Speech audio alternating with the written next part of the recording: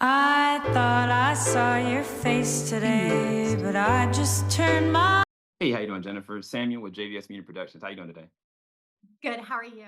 I'm doing great. Long time, once upon a time fan, just so you know. That's Um, awesome. from the first movie, Judy, she had a really big chip on her shoulder because she comes from a small town. The way that people perceive her just based on her size, and also she had a traumatizing situation happen with the opposite species. So she's dealing with a lot of imbalances, whether from her parents saying, be careful of this one thing. What it caused was a really indifference to Nick from a racial or special, standpoint. And so Yeah, it's almost like she was racially profiling him out of discrimination. But the same exact thing happened in the second movie to the reptiles, which is so amazing that Disney would tackle yes, this, right? yes.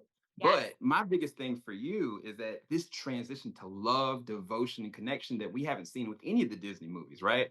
There Yeah. is a short film that somebody made called Return to Zootopia, and it tackles basically Nick and Judy's relationship furthering into a romantic relationship, but in a world dealing with all these different social discriminations based off of species. And so my question to you, based on that and that approach from a real human level, would you be interested in going and seeing what that looks like? Because truthfully, people have to deal with that. Reality is like there is Oh, real yeah. discrimination within relationships. Even though they have love, there's still a hurdle to get over at the same time. And I think Oh, that yeah. this could be approach that could be taken with this film. I'm just curious your perspective on that.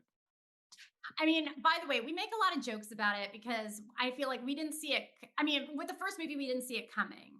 Like, I mean, we just really didn't. Which is also, by the way, kind of how life is. Like, just with relationships with people, like it kind of actually our response kind of parallels the way, like, oh, I didn't see this love coming. I didn't see this relationship coming. I didn't see this thing morphing.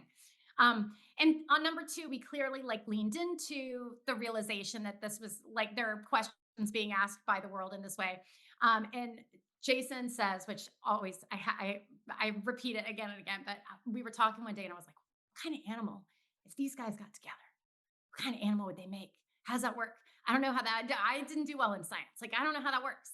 And he said, well, a fox and a bunny would make a funny, which I love so much.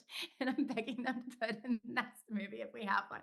Um, I mean, I have as many questions as you do. I would, and I feel like we can't ignore it. So yeah, and now I have to see the short film you're referencing, by the way. Yeah, I think that there's absolutely a path forward to it. Thank you so much for talking with us. Thank you.